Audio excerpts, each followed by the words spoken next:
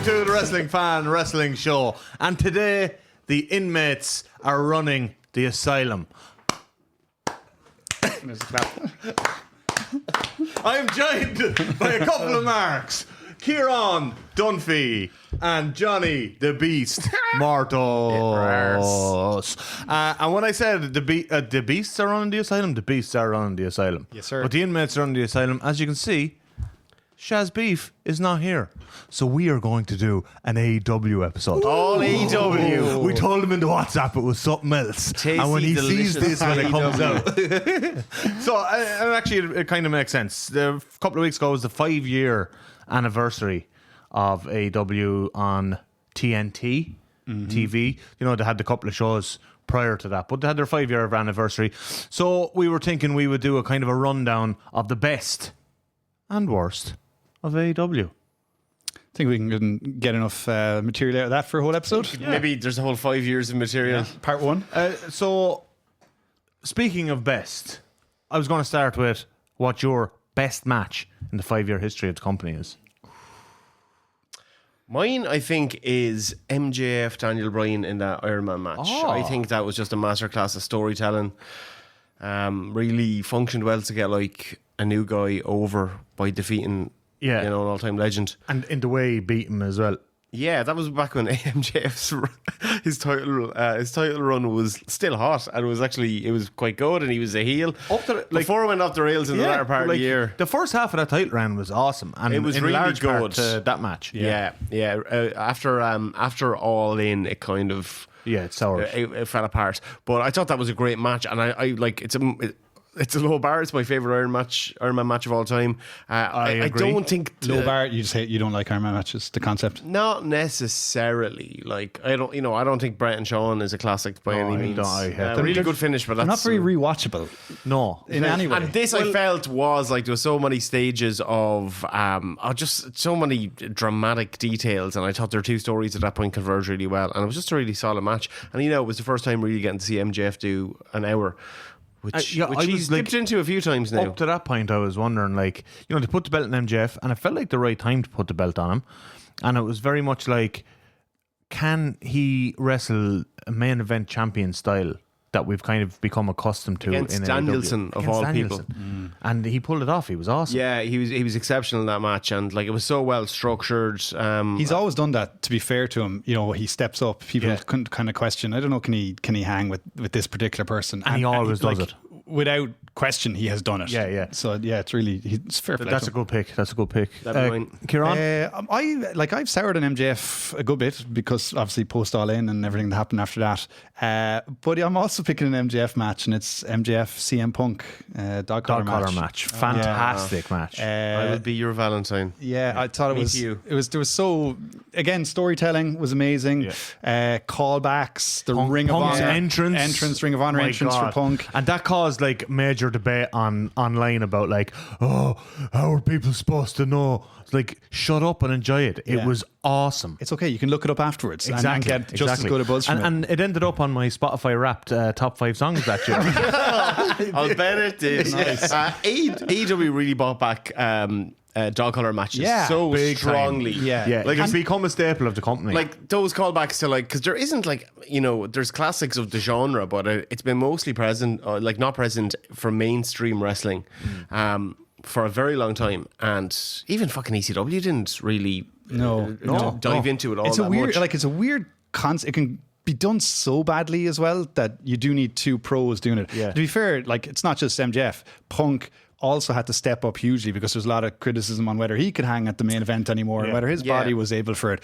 And it was a bloody masterpiece. It was it was a an masterpiece, epic. and it was emotional, drama fueled. It had everything. Yeah, it's obviously a big it's a match that means a lot to CM Punk because it's embedded in his career. So he really presents that as a big match, as a feud ending, career defining or career ending match. You have to dig deep for it. You have to go back to his roots and all that. Yeah, because he had that match with Raven. yeah. Another kind of master of manipulation, cult of personality character, and then to see him be the veteran to MJF. Yeah, almost Flipping 20 roles, like, years. almost 20 years Yeah. later. Brought so much juice back to that match. Keep in mind, it was also another of the few dog collar matches they had. Brody Lee's last match with Cody Rhodes. Yeah. I think both matches had cutaways to Greg Valentine, which is always a plus in my book. Absolutely. Just see Greg there stewing in the Not fucking showing crowd. emotion whatsoever. No, never. I got my favourite match, and I debated over two on this one. One, the one I didn't pick was for emotional reasons, was Sting's retirement match.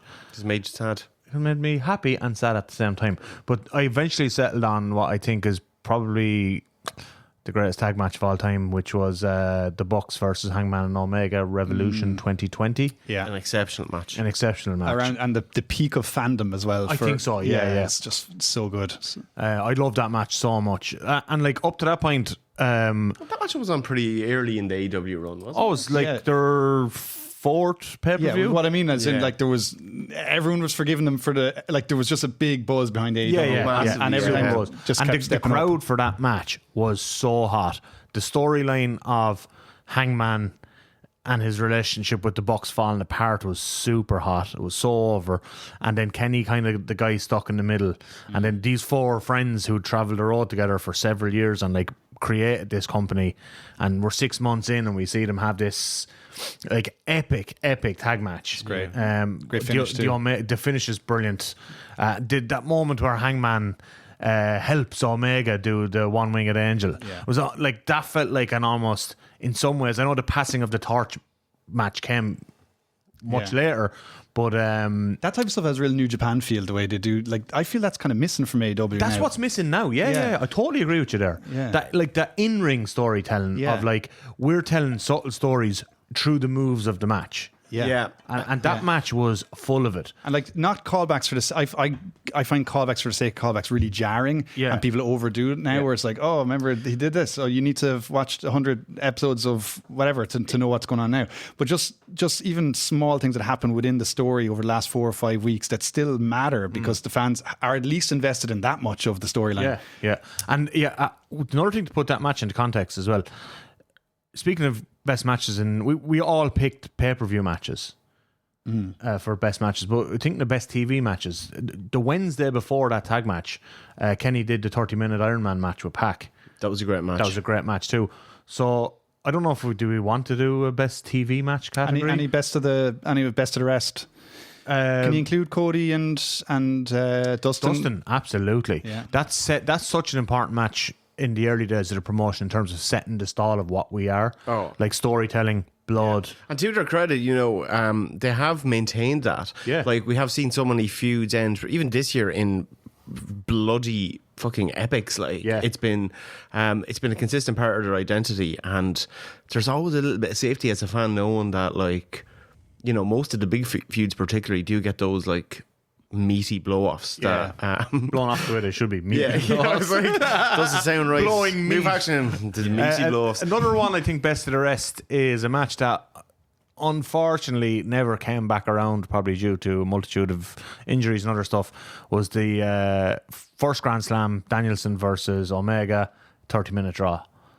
Like that moment where the bell rings, sold out, 20,000 Arthur Ashe, place going ballistic. Is that the opener of that episode? That was the opener. That really felt like peak AEW. That was peak promotion. Like, it's been somewhere like Arthur Ashe, and to be presenting this dream match, like the match had happened before, but not really on a big stage. And had a real cold opening. They were kind of standing, weren't they, in the ring already? They did their entrances and then they just faced off, and the place like became unglued. Oh, it was class, And like we got to see that was the first bit of Danielson in ring outside of the WWE system in well over a decade, and like he does all those spasm and stuff. I know we've become accustomed to it a bit now and maybe a bit fed up with it, but like on that night it was brilliant. And Kenny did one of the greatest V-triggers of all time down the ramp. Just an and do you know what I loved about it as well is it went to a time limit draw, 30 minutes. It was a non-title match. At the end of it, when the bell rang, it wasn't a thing of like Danielson hits the Psycho knee and he's about to get the pin. The two of them were stood in the middle of the ring, elbowing each other in the face. It's like 30 minutes got nowhere near settling who's the better man. And a lot of Iron Man matches when they finish, you're like, oh, thank fuck, that's over. While this one, you wanted so much more. You wanted them just to ring it again and go another 30 minutes. Yeah. Like for an Iron Man match, that's remarkable. Yeah, unheard of. Yeah. Like, so I think, like, you know, there are a lot of best of the rest. Like I said, the Sting retirement match with Darby against the Bucks, not like the cleanest in-ring wrestling match of all time, but just for pure, like, There's so many fantastic matches. I mean, even recently we had like Will Ospreay, MJF. I was going to say Swerve Ospreay for me. What would be your most disappointing match? So not necessarily not the worst. I was going to get to this anyway. Yeah. Like not I'm not saying like the worst in ring or like that. This isn't the worst in ring. This is the worst. This isn't by in no stretch of imagination the worst in ring. Exploding barbed wire. That was mine. Yeah, that's mine. It can only be. And you know what's really, really galling about it is that if those fucking explosions actually work, then we're sitting here saying, is that the best match in company history? I mean, the story beats that they were taking there were so strong as a concept that they actually survived the absolute clusterfuckery and sheer destruction of that angle. But that was supposed to be, that was Eddie Kingston's babyface turn. Yeah. He was going to let himself get fucking blown up to protect Moxley. Despite three me to this day. Despite three people about to be exploded upon, it still killed three people at the same time. The fact that and even though the explosion never went off, because Eddie looked like so dumb coming out and not like the audible wasn't called. No. Just like get up, like call the audible. Yeah, everyone's watching. Like you could feel. I was just getting red. I was getting embarrassed watching it. I know, and like so sad. Like, that was such that was one minute thing away from being one of the best moments in company history. It was the first, I thought, like major kind of blow. In terms of like AEW's existence, presentation, their armor as such, like because they had been so strong and consistent and well thought through with everything. I do so think far. they took a hit in like audience trust. A little bit. I mean, like you could stand in any fucking corner of Ireland at the moment and get a better fucking fireworks show than what they got. The troubles are over, by the way. Yeah, this is strictly Halloween. Oh, yeah, strictly Halloween related. Sorry, this is October. There are children who are enjoying setting things on fire. But like, there was nothing that could even salvage it. No. There was no like. And even, how did you not have contingency, lads? Even like, do the whole fucking Onita trick as well. Obviously, like, you know, he was fond of his C4 explosives. He's a maniac. But, you know, there was also a degree of smoke and mirrors, like literal smoke. Actual to smoke. mask stuff. Yeah. And, But apparently, like, they had done a dress rehearsal. What to do? Use all the good bombs. They must have, and it went very well. Looked like old school amazing. Yeah. And then had nothing left. And then had all the C4, all the dynamite was gone. It's just sparklers. It looked like sparklers. It was like so disappointing. It was kind of an analogy as well for their production values leading up to it as well. Those little sparklers, because we were forgiving them for so much. Yeah, because and I felt like at that stage, the first 2 years, you're like, and then you kind of start thinking back about all the other production issues that had happened. You're like, do you know what? You need to get your shit right. Yeah, now is the time. But also, like, particularly, let's be straight about it, particularly when it comes to fucking explosives. Yeah. You know what I mean? Like, well, that's true. Like, if it went wrong that way, they were at least lucky. It looked shit. And then if it went wrong the other way, you know what I mean? And then you're in like fucking Owen Hart territory. It's like, man, they blew up two guys in the ring. Eddie Kingston has no arm now. Like, you know what I mean? Yeah, true. So, like, disappointing wise. And at a time where their health and safety policies were being heavily criticised, like Matt Hardy getting his entire fucking skull dented, and he's never he's never recovered. Maybe that was a reaction to their health and safety. They just upped the standards considerably. That was the standard. Just don't advertise a fucking exploding barbed wire bomb match. Like, and I was so jacked first because I knew the countdown had come. Eddie was like, I can't get Mox out of the ring. He's I'm gonna have to sacrificing himself. Yeah. He's throwing himself on his body. Mox. Heartbreak, like really bad. Like a really bad rehearsal. I felt bad for them because they were fucking working their ass off, and then it's just like Eddie just lying there limply across Moxley, and they're going, "What the fuck is going on? What the fuck? Where's the bombs? Where's the fucking?" Like the match itself is excellent up to that point. It's a great match. Yeah, Omega and Moxley always had great chemistry. Have you ever watched it again? I can't bring myself to watch that. I watched it again like almost I would watch a Benoit instantly Rumble afterwards. before. There it is. 2004 Johnny Rumble. Martz, the weekly Benoit chat. I wouldn't watch that, but I also wouldn't watch that. It is that thing of like, just you're absolutely fucking mortified for someone. I know. You can't watch it. It's actually painful. Like, I have second-hand embarrassment. It feels like first-hand embarrassment. Yeah, it's first hand. Yeah. And I paid for the pay-per-view, you know. This is a time where I'd buy the pay-per-view on Fight, and then Dunphy would log into my Fight and watch the pay-per-view. Yeah, efficient. Before I'd get to it. It worked every time. Like I was so invested in Eddie Kingston at that point as well that like in fairness, Eddie, he recovered from it afterwards.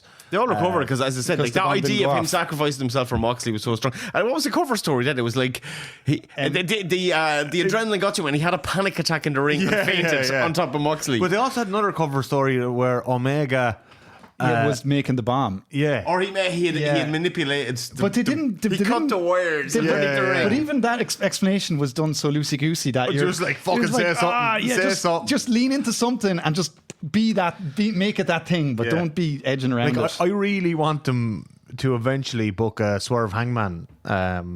I don't think they'll ever do an exploding one. I know they that have to do it. They like if that was me, if I was Tony Khan, I'd be like, I'm going to get biggest that bomb so tomorrow. right. Like, this is where you kill the wrestlers, but like I'm going to get it Swerve so and fucking Hangman right. would be willing to do it, like, you know, and they'd be like, give us the biggest bomb. It would piss me off to just go like, oh, I destroyed that match in North America. Yeah. Because that had never been done on No, television it was or pay-per-view. big Japanese 1990s. Maybe ECW did it on pay-per-view, did they?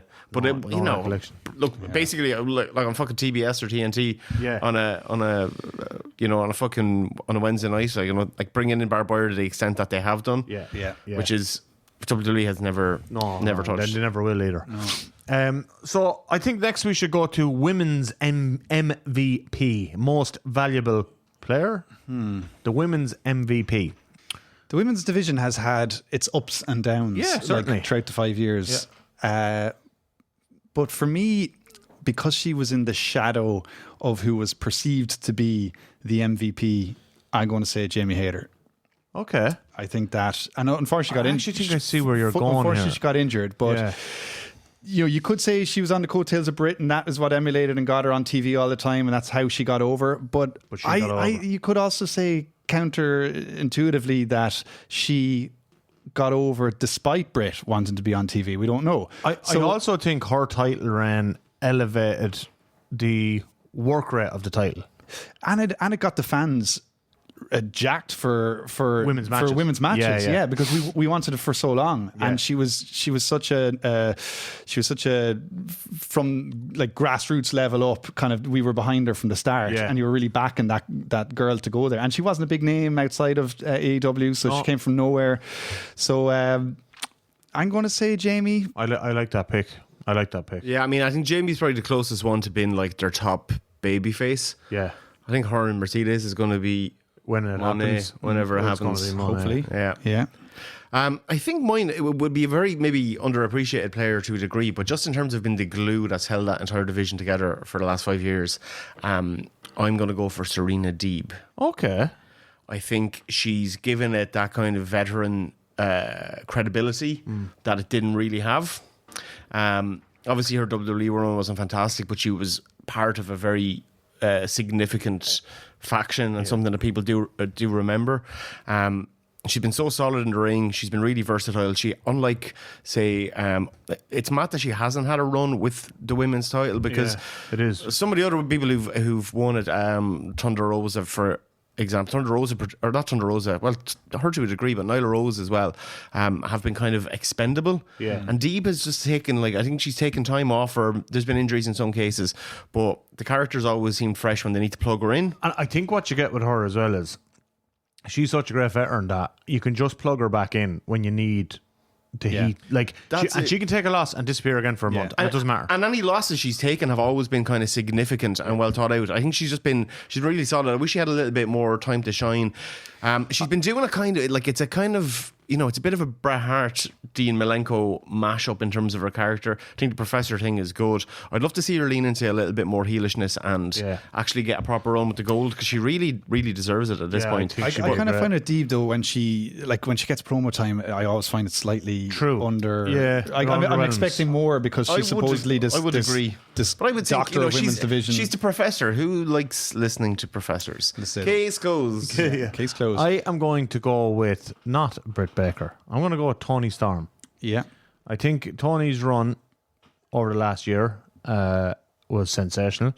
It elevated the division. It gave the division excellent storytelling, like really deep storytelling consistently on TV every week. I do think the title change probably missed the peak of the story by about 3 or 4 weeks, but that's going to happen sometimes. I think she was a major part in the elevation of the division as a whole, and I think she added more prestige to the title than anyone previous to her. I will add, I like old-timey movies. Yeah. You do. As do I. I also think it's a What a gimmick. package. It's a gimmick that shouldn't have worked, and yet, like when I Commitment to the gimmick. And initially wasn't working. No, it wasn't working. No, it wasn't. It really wasn't. But she made it work. And to be fair to her as well, it happened during probably AEW's lowest point. Yeah. So like she was holding that division together while a lot of other stuff were falling apart around her. Yeah, I mean, in fairness, like the women's division was in the fucking mud there for a while, and they have straightened it out quite a bit. And I think it definitely needs a bit more of an injection of new talent or some new ideas anyway, at least. I give an honourable mention to someone who kind of has a similar reign to Tony Storm, but it happened in kind of the peak of AEW. It should be Sheeta. I was going to mention 'Cause I really Sheeta. like as well. Sheeta. If we're doing honourable mentions, like I would definitely. I think Sorry, honorary mention. and an honorary mention. No, Sheeta, like, she was the ace of the division for the first 3 years. Yeah. And, like, without her, that division would have been threadbare. Yeah. I wish there had been a stronger version of her character for her to lean into. And Yes, a and I better also supporting wish she had cast. a supporting cast. She didn't have a Exactly, and I supporting think cast. she's kind of getting there now with it on the character. Yeah. But she's only 3-time women's champion. Yeah. And she's so dependable as well. You mentioned that for Deep. She's so dependable. I'd love to see her do some new stuff, and just maybe find something different in the character. Why did nobody pick Britt Baker? Britt was kind of positioned as the star of the division. I think Britt's initial heel run was fantastic. I just think we haven't seen her around enough, and Fair.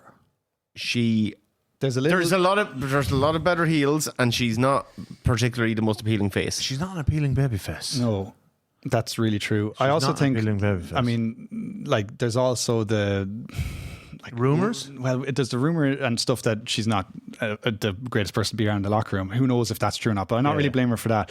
I kind of feel though as well because she was kind of given the ball and it's hers to run with, and she was like definitely the star of the division. I mean, there's no 100%, way around that. 100%. So, like, if I feel like other people, why it shouldn't be in my top 3 is that other people were nowhere near positioned as a star, and they elevated the title. Jamie Hayter particularly, Well, who was her lucky, and like there hasn't been much of a payoff to whatever story they were going to be telling there. Oh, she got injured, unfortunately. But Jamie really outshone her. Yeah, I think so. Yeah. I mean, maybe Britt would say, maybe it'll come out down the line. Jamie will say, look, Britt, that was the way it was meant to be, and Britt was brilliant. So I don't know. I think Britt and Mercedes together could be a really good heel unit. I think that could be fun. But Yeah, that could be good. Best tag team in company history, 5 years. Who? Go on, we'll start with you.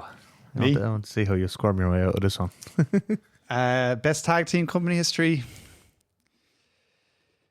I mean, it has to be Bucks or FTR, really. I think it has to be one of them. You got to pick one of them. So pick one of them. So Bucks or I'll FTR. go- Bucks or FTR. Bucks or I FTR. mean, I absolutely am not picking the Bucks. That's why I wanted you to go first, to force you into and then, like, FTR have got really stale for me as well. Like, I don't really. We're talking about 5 years, not. Yeah. Like, it's it's over the whole 5 years. over the whole. Look, when FTR arrived, I wanted nothing for the best for those boys, and they pulled out absolute banger after banger, no matter who they came across. The allegiance to Punk, who I'm also a big mark for, really helped me in terms of loving what FTR were doing. But yeah, I think FTR up until the point when Dax started doing kind of solo matches and stuff, that's when I kind of started to kind of fall off them a little bit. Like, he had some great solo matches. But I really loved the Bucks feuds. I loved all their matches. I mean, it has come to the point now where you're watching those matches, you're like, this is actually weirdly no longer entertaining for me if a Bucks FTR match happens, because you've kind of seen it all. But looking back, I mean, 2 years ago even, like, FTR without a shadow of a doubt. So FTR for me. Yeah. I think, this is such a hard one. What's your pick? FTR. Is it FTR? It is It's so hard. It is FTR. So hard. I think they have been really, really consistent. I absolutely agree with you that they're a bit stale at the moment, but I think a heel turn's happening. Yeah, I think they might so too, smash up some outrunners. I think which I think would be great for both teams. Absolutely And brilliant. they're already building a story there, so like I think it's been quite I know, I'm fortuitous. very much You looking do love forward. old timey stuff. I love old timey shit. And speaking of which, if you were an owl fella or an owl one who loved watching fucking Jim Crockett on like a Ted Turner Superstation 6 o'clock on a Saturday evening. And you switch on now. Yeah, and you switch on now and you see those boys coming out with that like Giorgio Moroder type Yeah, theme music, you're Midnight going to Express get vibes. like you're going to presume you have dementia. You're scratching your head. Yeah, You're going to be having a fucking great time in your head. Yeah. You know, because I think they're the biggest obvious throwback to what wrestling on that station was in so many ways, particularly in a tag team division. The characters have stayed consistent. Unlike the Bucks have had like, I mean, it's consistent in terms of like the Bucks are whiny, pissy, little trolls. Who, are never comfortable entirely in their own skin. Like FTR have been a fairly consistent version, whether they've been heels or faces, of who they are and what they are. Yeah. There's There's something inherently likable about Cash as well. So like, but crucially, not Dax. No, there is something about Not Cash. bald FTR. I think it's because FTR he kind of waits in the wings a little bit, just lets Dax do his old thing. Like Dax had the podcast and everything else, so he clearly wants to be more in the open. Yeah. Well, and I know Cash got done for pulling a gun on someone on the highway. Allegedly. But I would back a Cash solo run. I just think they've been great. Like you said, I think Solo, there's potential there as well. But also, like I said, the Punk thing was great. The various feuds that they've got in have Collision been great stuff. for the most part. Yeah. They were managed. The collision stuff. The collisions are great. They were managed by Tully Blanchard. Oh yes. Yeah. You Such know a what I mean? throwback. I enjoyed the You pinnacle mentioned for their Charlie theme Murray. tune already. Their theme Banger. tune is a banger. Yeah. Yeah, And they questioned it apparently. Did they? Yeah, when it was first coming out, Tony. Wow. That's a Tony move. because they were starting off on the like, see you. So, yeah, and Tony's like, no, this is what, and they're like, I don't know, and then it came on dancing. in a big stadium. They're like, yes, Yeah, that's it. No, it's sensational. It's a banger for dancing, and they're not inherently dancey characters. And again, but back you could back just in the 80s, you'd be vibing to that, just watching them. Yeah. like I think again when we mentioned best TV matches, their 59-minute tag match with Juice and Jay White was just Epic. unbelievable. Yeah, unbelievable. Unbelievable. I'll go with the Young Bucks. pray tell. A couple of reasons. I think their early work out the doors with Lucha Bros was something totally new for American TV audiences. So some great early stuff with them. Their willingness to try their best to put over a not quite ready Private Party on like the first or second ever Dynamite. Their early match with Omega and Page, which I picked as my greatest match company history. Generally elevating the tag division to being main event is something that AEW had promised. Well, they had promised, and they did promised. it. Yeah. And then they had that cage match with the Lucha Bros at that infamous All Out 2021, and then just their work around. I think a lot of people have been down on them this year, which is funny to me. I think they've been great this year. Like if you look They've at been worse than other years. like February this year was Sting's retirement. Yeah. That whole everything surrounding that was perfect. Young Bucks. Yeah, I thought Like so when too. they came out in that white suit. The white suits are like they're going to Insufferable. bloody sting, Yeah. and they are quite insufferable. But just like the true line, Go away, the Heat. true Though. line. It's not Heat that I like. Their Sting stuff was not go away Heat. I mean, when they came out, I was like, why? With the Bucks, and this is on me, I suppose, as much as anything. This is your punk bias. No, it's every time I This see is them, punk I bias. feel that they've booked themselves into this position. I just can't get that out of my head. Yes, they want you to think so that.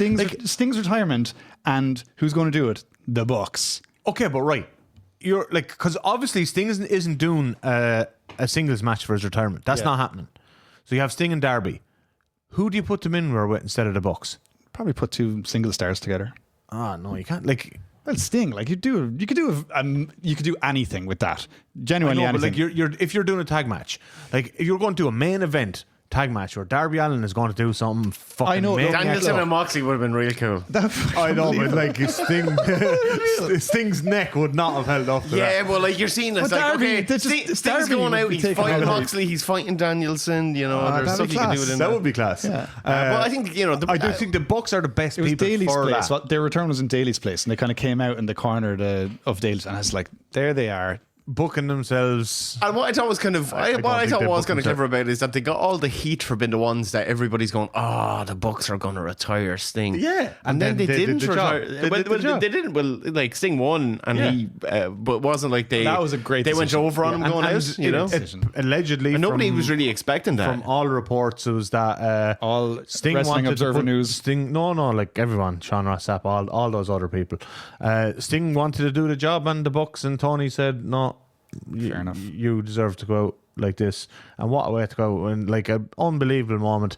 The Bucks bumped like mad for him. Down the stretch after Darby jumped off a massive ladder through a plate of glass. And the Bucks just bumped like many. It was a great match. It's a great match. That's very rewatchable as well. It's super rewatchable. Yeah. It's your superhero movie of wrestling matches.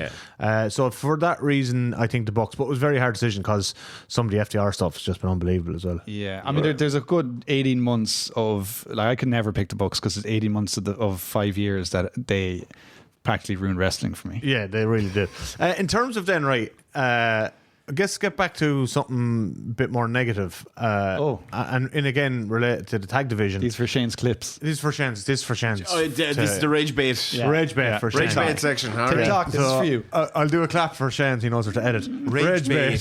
Take one. The tag division itself has had issues kind of creating new stars. What are your biggest disappointments in the tag division over that time? I always felt Dark Order deserved a good run. Reynolds and Silver. I thought they were quality. Never got it. I thought there was a couple of tag teams that definitely could have been more involved in it and won titles. I think Reynolds and Silver could still be a dominant tag team right now if they actually pushed them at the time. Yeah, they had them. I like they should have been also the first trio champions because what went down with the Elite and Punk that night, but like it should have been Hangman and the Dark Order. The fact that like.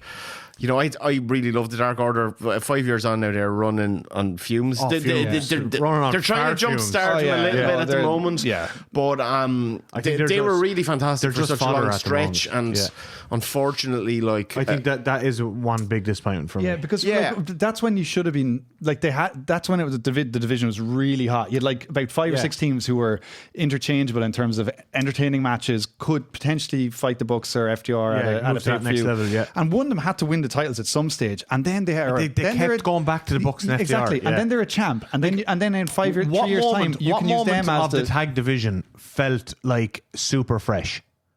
I'll tell you what it was. Swerve and Their Glory versus the Lucha Express versus Acclaim. I was going to say that, Swerve and Their Glory were the first real, like, obviously, I wouldn't include Kenny and Hangman has been this makeshift tag team because they're part of the same kind of faction. They've got a long relationship, so all that stuff was great. I did like that, like with a lot of tag reigns, you're kind of going like, oh yeah, that makes sense. Okay, this is the right person. I wasn't the first one. I guess I was kind of befuddled with was probably Swerve and Keith Lee because it was like 2 singles guys who were both new, but they really clicked into it. They really clicked. The disappointing reign for me, the one that really came out of nowhere, and it was the only time in the tag division where I felt like this is a team who aren't ready and not hot enough for this, were the Guns. Yeah, but I knew you were going to say that, and yet I feel had they continued to push them at the time and not make it such a short run, the Guns would be so dominant at this stage. It's really helped them. They're still potentially going to be but they're not anchoring the tag division. It helped them improve massively. It did help them improve massively. Like I think the Guns, in some ways, even though it came from left field, they were heat magnets at the time. Like, they were getting monster heat off the Acclaim. So like you could have kept it going and kept them as chicken shit heels for like a few extra months and just build that and let them lose the titles, and then when they come back they would have something about them and they would have that experience, that dreaded first title reign, the Randy Orton title reign. But like again, they were kind of lost in the shuffle. The Acclaimed is another team that they got really hot. They were the hottest when they won that title. They were the hottest tag team. Shit out of it. They're still milking the shit. Like it's boring. I think for me. The Acclaimed act. I think we're in the final stages of that. I think we are as well. Yeah, it's looking like that. But it should have been final stages 12 months ago. Probably, and turn them or something. But like, don't just let a face get so hot and then so fizzle. And then what do you do with them at that stage? I know, yeah. Because that's the question you got to ask about a lot of tag teams. I mean, I'm looking at the Young Bucks now. They've kind of gone to the full bore heel EVP type characters, which is probably the last thing I would imagine in their bag of tricks. 3-time tag team champions. I think it would be the best for them and for everyone. It's like, lads, tip off to WWE there for 2 years and have a run. Yeah. You know, just take that box for yourselves. Whether they fit in there, I don't know. Does that damage AEW though? Is that something? No, it doesn't. I don't think anything damages anyone anymore. No, I think literally Roman Reigns could walk into AEW. It won't make a difference to WWE. And I think bloody Kenny Omega could walk into WWE and it won't make a difference to AEW. The way the companies are now. I just think that, like, yeah, it'll be excitement and there'll be back and forth online, and the doomsayers will say this is the end of AEW. Kenny Omega's They're talking about how people are being booked, you know. Yeah, but like we're gone beyond that. Yeah, they're a stable company. You mentioned Private Party earlier. They're a team that has never clicked with me, and I don't think it ever will. Getting rid of their like fucking classed entrance music and replacing it with something inferior is not a good move by any means.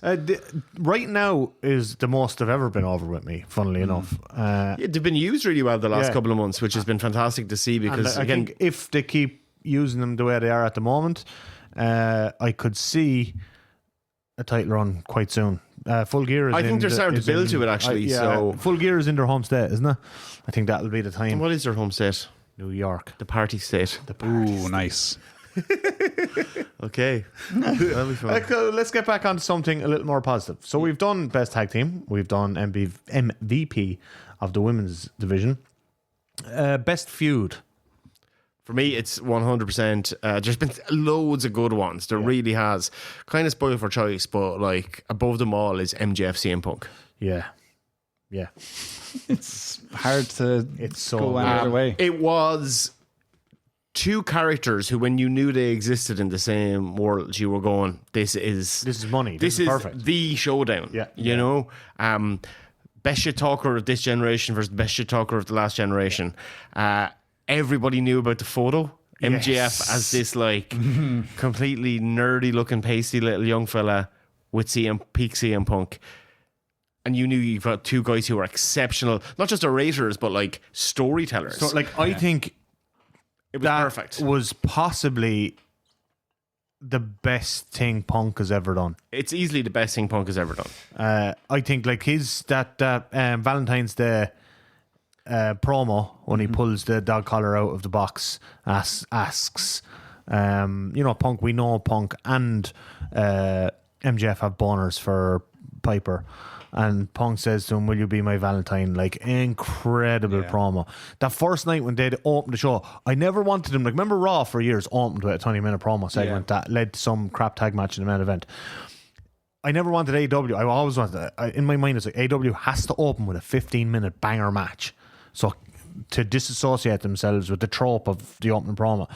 But then one night, Punk, I don't mind. I think I like that trope. Punk and MJF. I think like from a soap opera element. And if you're writing episodically, I know the AEW don't really write episodically, but if you were, I think it makes a lot of sense. You want to keep the audience gripped from the moment it starts. But that definitely, when match not grip you about more. Not for me, no. Oh, fair enough. You don't like wrestling, okay, whatever. I'm joking. It's good to mix it up, though. It is good to mix it up. That was the night where I was like, okay, it's good to mix it up.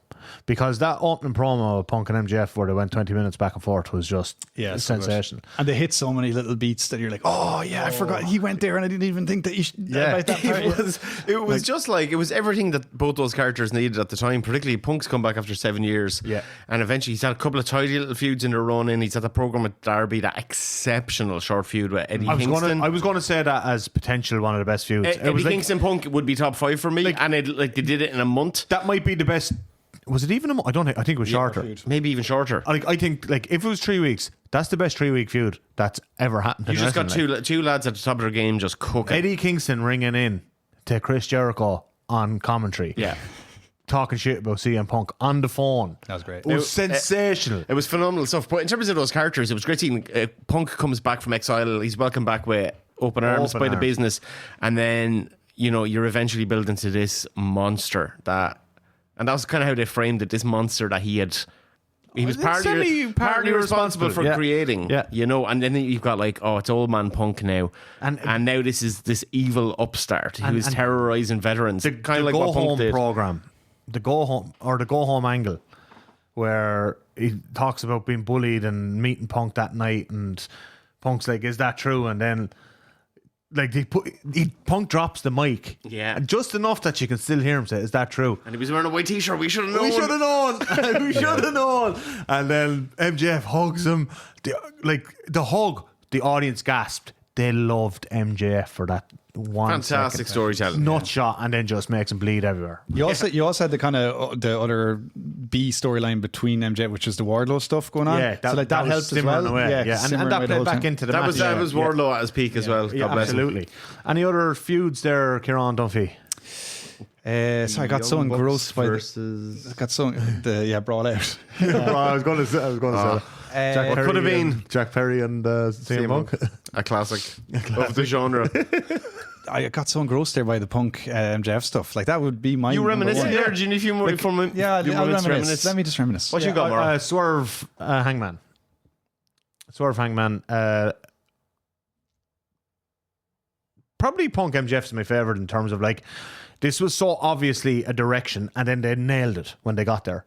So they built to it and then nailed it when they got there. Swerve Hangman seemed like a type of thing to me where it was like, we're going to do this match next month. I was like, holy shit, the chemistry these two have is awesome. We have something here. Let's get the most out of it. And it prolonged because of that. And I think those two, and for me really, Hangman is so creative and considered when it comes to his own storytelling, his own character arc. And then he kind of finally met his match in Swerve when it comes to creativity. I don't think anybody really necessarily saw that coming. It wasn't, like you said, it wasn't presented as a natural feud. Yeah. But it really marked, like you said, this high point of storytelling in AEW. The AEW has implemented an awful lot where they quite honestly look at the characters and they look at the careers of the performers and they go, okay, what are you? What am I?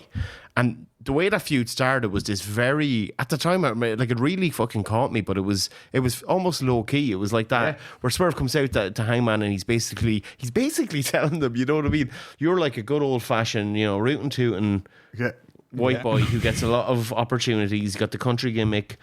I'm the hip hop guy, and you're a fucking alcoholic and you're riddled with anxiety, and you just keep bottling it. And I'm going. And he's this young, hungry black man who's going, I'm coming for your spot and I'm going to take everything. I'm going to take everything. Because you don't know how to hold on to it. I'm going to take it. And that's exactly what happened. It was and brilliant. It drove Hangman insane. Yeah. And I think they've created something there now that they can come back to that at any time and it's always going to be hot. Yeah.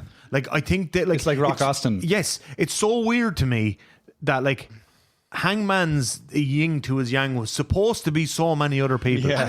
But this is the thing, and it's so obvious when you think about it as well. That was the kind of core of it, is that like the joy of Hangman's initial gimmick and presentation for the first couple of years, the whole anxious millennial cowboy thing. You were going, this is a wrestler. We all relate with this. Like, he was confronting mental health issues, he was confronting addiction issues and like feelings of inadequacy and insecurity, and putting all that stuff on the table, which was really novel from how babyfaces have generally been presented 100%. For decades. Yeah. And we're in an era where mental health discourse is a lot more positive and people are better supported and more aware around those things. And like Hangman puts it all out there as part of his character. It works a charm. But then when Swerve gets there, he's just like, you're mentally weak. Yeah. It's brilliant storytelling. You're weak and you shouldn't be in this spot. And I'm not weak. I'm not mentally weak. I'm willing to do anything. You know what I mean? Yeah. And then that mental weakness, which I always thought, like, they've met Hangman because of that, because of his, the mental health issues, the perceived mental health issues with the character, where you kind of going like, there's no way he can be a heel. Yeah. And then you realise that the heel turn for him is that somebody breaks his mind. Yeah, yeah. His mind is possibly the most vulnerable on the roster, and one guy just went about breaking it, and that's exactly what happened. And then what we seen, like, it's glorious story. He turns around and burns down Swerve's house and all. He realised if I want to match this guy, I'm going to have to be so despicable. And also, like, I can't be weak anymore. I can't go out on television and talk about my addiction issues or my insecurities or all that other stuff, because it's a weakness now. I have to kill everyone who steps kill before I get killed, and it's been wonderful for the Hangman character. There was a moment, at the end, after he bashes his head in that steel cage match, and he goes back up the ramp and he looks back at what he's caused. And there's one moment of regret. You can see the glimmer. Moxley's doing that stuff as well. You're seeing the glimmer of the goodness in him. He steps forward as if to almost go to Swerve and be like, I'm sorry or whatever, you know. And then he's just like, No. no, fuck this. This is me now. I'm buying. Yeah. I have to be this Yes. to survive in this environment. Both characters came out of that feud infinitely better. Infinitely better. Because Like, Hangman was having a tough time after all the Punk stuff. And you can put anyone against either of them now, and They already feel like a bit way you've already bigger, elevated whoever they're up against straight away. So I can't beat either of those two. So You're not going to throw anything in? nope. No, okay, fair enough. Well, They are the best two feuds. They are the I best think, two feuds in company company. history. Yeah. Maybe. And then when you think of other like ones that like aren't like, you know, the beats of the feud weren't sensational, but were really important in terms of elevating the company.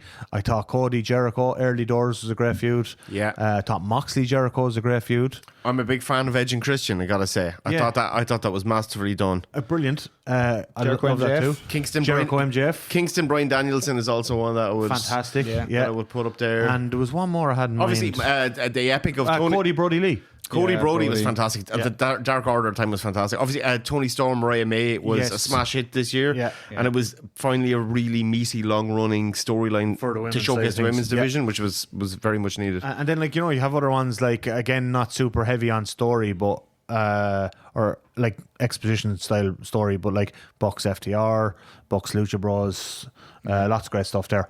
I suppose the last category, company MVP. Who is the most valuable player of over the 5 years of AEW? And I think we'll go for a couple of honorary mentions. Yeah. Honorary So mentions. is this purely on screen or backstage? What to do? Like, Jerry Lynn. It's fucking Jerry Lynn. You can say whatever you want, Ciaran. Like- and you could frame it from the thing of like, Well, like, can you? What I mean is, like, do you say Jericho because of? You want to say? Look, you want to say Jamie Hayter? Just fucking say Jamie Hayter. Say Jamie Hater. No, I've already Just said say it. You know I said you want to once. say it. No, I've seen it already. she'll think it's weird. She'll think it's weird. No, I would say I'm going to go with Kenny Omega. interesting. My favorite wrestler of all time, and I wasn't going to pick him. Yeah, I go with Kenny because it's Kenny. It's the intrigue of Kenny that probably got me with AEW to start with. That's such a big thing. That jumped on. I also think the intrigue of wrestling Kenny Yeah, brought a lot of top exactly. talent in. 100% it did. Yeah.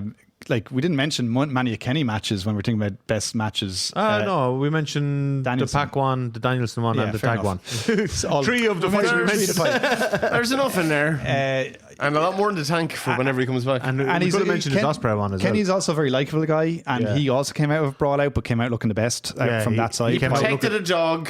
by a long shot. He was nice to people.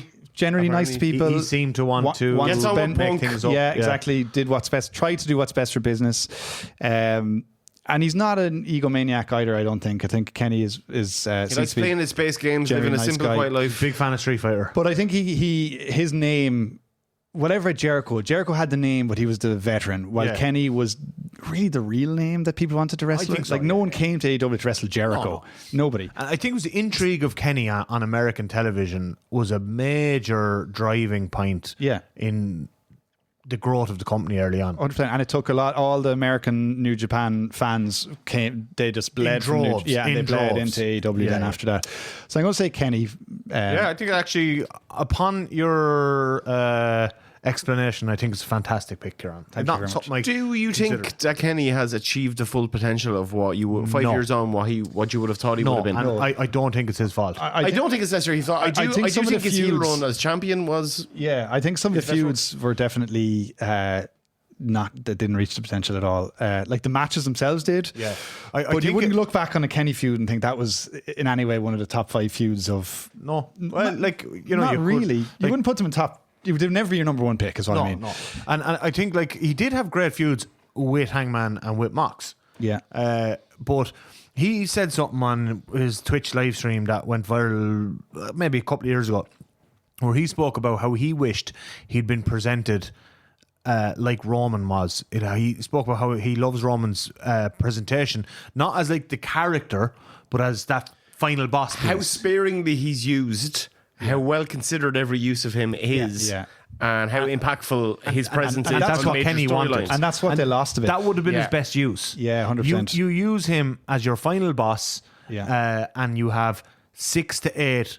Like you can do tag matches with him, whatever, but you have 6 to 8 major singles matches a year. It also that you helps. build that. It also helps his body because his work rate was nowhere. Same should be done with Okada as well. I think Okada has been significantly diluted by. Also- he also needs to- backstage- There's been a lot of throwaway matches on TV the weekly. 6 to 8 major matches. You can do young boy matches with him like he did in New Japan, where he just goes in and slaps the shit out of someone for 5 minutes. You can do that on TV every now and again. Let him wrestle an 8-year-old girl again. Let him wrestle a blow up doll again. Yeah, He never did No. either. Oh of no, those things. That was Kenny. no, he did. he did the doll. No, he did the 8-year-old girl. Kenny did. Yeah. He did. Kenny did the doll and the 8-year-old girl. Okada didn't. Oh, he's Oh yeah, Okada did. Sorry, no. Ibushi did. Ibushi did, yeah. By the way, also on Kenny, women's division stuff, he was a big proponent of that. Yeah, he even really though it wasn't peak women's division. But the reason he wouldn't be number one is he keeps pushing Riho for some reason, and I just can never get over For that. some reason, John, your company MVP. never even had to consider it. Not even twice. It's John Moxley. It's just John Moxley. He's numero uno, not a fucking hope of anyone That was my actually eclipsing his reach. I don't think he's been so consistent. He's come good on all of his potential. He's become the wrestler I think he always wanted to be. Yeah. He's picked up fucking a WGP World Championship in the mix as well, and Four-time the most AEW World decorated AEW World Champion, has held them together. Even when he's been moved down the card, he's been fantastic in everything he's been Like plugged his into. tag stuff with Kingston against the Bucks was amazing Yeah. as well when he was asked to do that. Do you think he grows the company though? Like when Moxley is top dog? I think Moxley is not the. as top dog as such. I think he legitimizes the company in so Yeah. many ways. He's And kind I of like think the Bret Hart in some ways. I feel he's the Bret. Yeah, he's like the Bret Hart. His jump from WWE, him being the first Yeah. big name. big name Yeah. jump, is super significant Yeah, as well. it is, yeah. It's Like him massive. showing up at that Double or Nothing, whatever that crowd. was, 4 or 5 months. Scott Hall Yeah. style. Scott Hall style through the crowd. That was massive. for them as a kind of pop up. That was the closest they were going to get in the first couple of months of having like a Hogan yes. and WCW '94 type of rival, where somebody comes in who, okay, he's not going to fucking change the entire business. Like I think Punk would have been the one from the jump. Yeah, of that course. would have done that, and eventually kind of did a bit.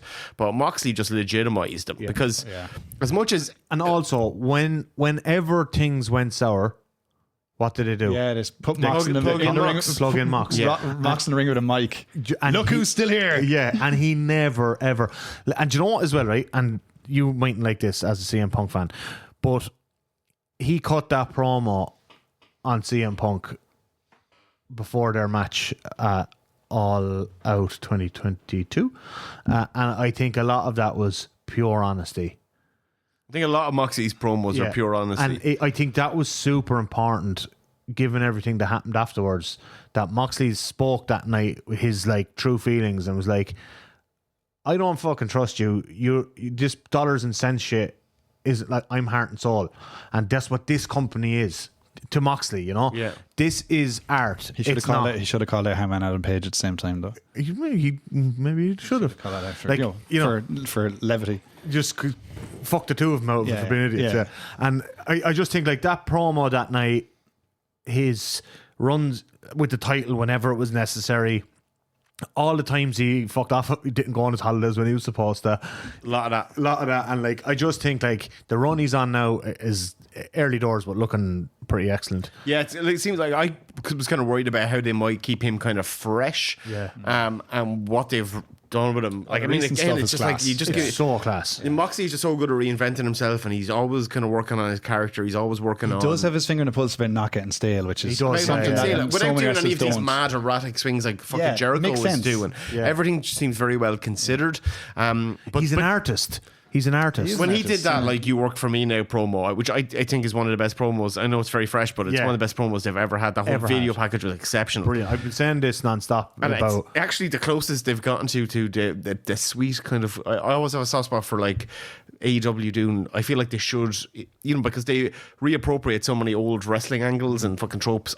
I was mad for them to do an NWO thing. This is the I closest. had a hope that the Outcast was going to be like a female version of that, Yeah. and it would be a real big Do you know story what? for the I'm- female I'm- division. I'm This is now- the closest they've got to. I'm now glad that the Outcast didn't work and the Elite stuff from earlier this year didn't work. I also thought the Elite stuff was going to be like I keep anticipating this NWO style angle, like Yeah. something that like the entire show was going to be about, Yeah. and we'll have ramifications for every Like, division and every. If you look at main character, Dynamite last Wednesday, this shit hung like a stench in the air. It needs the to air. bleed into the whole show. And that's what I thought like the EVP kind of succession team gimmick was going to be. I was like, oh, they're going to plug into this now. They're going to, But it's Moxley who gets it right.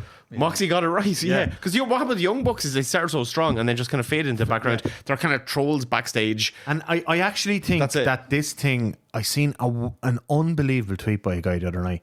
I was like, oh my God, it wasn't you, John. Was it? You do have lots of good ones. He has no good ones. I don't have Twitter.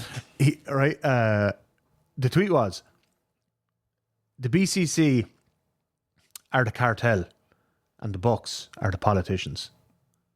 Or the elite are the politicians. I really hope that this is what they're going for, because I hope it's the kind of clean, like that moment when Okada and the Bucks are outside the ring looking at, like, it's almost like a thing of they've created the atmosphere by which this shit can flourish. Yeah. And they were looking in at it the other night, almost in shock, going, oh no. What have you we know? done? Yeah. Like, we were here playing our clean politician shit, and the cartels have snuck in under us and wrecked the place. and they're like, all of them have gold. The and problem they're with this, wrecking though, shop. is like most AEW storylines is we're booking it better than it might end up being. Absolutely, yeah. But This is the thing, like, there's so many like, I'm looking at it, I'm kind of going like, oh, they could maybe do, like, I don't know what they're doing with Undisputed Kingdom now, because Adam Cole has kind of shunted them off. Yeah. But like, I'd love, I'd love Roddy to get like a main event babyface run against fucking Moxley. Mox, yeah. The whole thing about Marina going, hey, my wife is part of this cartel, and like, yeah, it's like, even get Renee involved. Yeah, I know. Just have a bit of like, the spouses are there as well. Let them know, kind of just feed into it. let Everybody just been worried about what's happening, and see if we can. The fear, there should be fear everywhere. There should be like an unease, a tension. And I thought they did that really well. Even like a on Renee Wednesday just night. denying it's even happening. She's in complete denial. Yeah, exactly. My husband is a cartel boss. How did this happen? And That's just business. I don't get involved in the business of the family. Exactly, yeah. It is given Carmella from Sopranos. It is given AEW like a bit of long-term storytelling focus, because like, I feel, for better or worse, like what AEW re-established when they started 5 years ago was long-term storytelling, where you can kind of tell. I used to love predicting who the AEW next champions would be. Yeah. And for ages, you could kind of see what the long-term storylines were leading to that. After Punk, you couldn't anymore. And I'm not blaming Punk for that. It got kind of muddy. Timing. And even this year, they got a little bit muddy as well. But I do feel like they've really got back on track with it now. And it feels like we know where they're going. It seems to be Darby Allin. Yeah.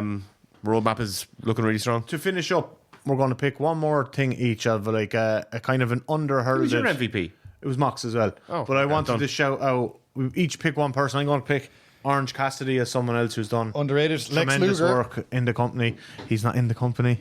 Shut up. I know, he didn't even put him on screen. Another underrated Darby Allin MVP as well. Yeah. Oh Jesus. Darby. I'm thinking of people who just like constantly show up and put the work in and do. I think Excalibur's been great. I'm going to say Excalibur. That's a good call. It's like you've mentioned Darby. Like, how do you not say his name? To me, it's Orange or Darby. I go Darby over Orange even. I feel Darby has surpassed everybody's expectations. Like, I know Orange has as well a little bit. But like, to me, when I first saw Darby, I was like, this dweeb needs to be off TV as quickly as possible. When he's doing the stuff with Cody, I was like, this is kind of embarrassing for wrestling. And Darby is such a hero now. He's worked so hard. Yeah. And he's kind of and he's like a throwback to like this like new metal Dirty Sanchez type character, weirdly as well. Yeah, and yet he's got Raven vibes, he's got Sting vibes, he's got Jeff Hardy vibes. It's a tasty mix. Yeah, it is a tasty mix, and he's always on the verge of death. Can I ask two like rapid fire questions? Yeah. Before we finish off, there's been a lot of turnover of talent with AEW. What is an AEW dream match that you wanted to get within the first 5 years that you're sad that you didn't get? Mine personally is, I'm just so fucking sad they missed any opportunity to do fucking Kenny Omega and CM Punk, who have never wrestled each other. Yeah. That's a match I would have loved to have seen. It's probably not going to happen now. That was the one that instantly came to mind was Punk Omega. Anything else? Brody Lee Punk. Would have been a great one. Jesus, that would have been sensational as well. I also think like another one I was thinking of again would be the 6-man Kenny and the Bucks versus Punk and FTR. Yeah, the fact that we didn't get that, like, it's a shame. And one final question then, looking forward in terms of who's on the roster now, what matches are you most looking forward to? That could happen, that haven't happened. Swerve Moxley's going to be a big one, isn't it? Like, you save that for next year sometime. Swerve Moxley, I think, could be again two guys who like deep thinking, considered on their characters, meticulous planning, that could be just incredible. Yeah. I think Mercedes, Jamie Hayter is going to be the big feud for the women's division. I think it's your biggest heel star and probably your biggest face star. And it'll bang as well. Yeah. Do you know, because Mercedes needs... when Mercedes has a real great base, she's fantastic. And Jamie Hayter's an unbelievable base. Great bass player. Great base player. All right. We sign it off. No, what one match do you want to see? What are you looking forward to seeing? One match? I know you're mad to go and you're eyeing at me there. Lex Got a Luger. 7 o'clock appointment here and I'm deep shit. One match that I'm looking forward to. I'll go with. And we're out of time. And that's been a Wrestling Fan Wrestling Show. Like us on all those social media things. I don't know what Shane says at the end. Watch Like, us subscribe. on YouTube. Like, subscribe. Like, subscribe and all that. You didn't say, just say something quickly. Yeah. Darby and Jamie Hayter. Okay. Darby and Jamie here. Knew to be Jamie Hayter. Bye. See you, Dove.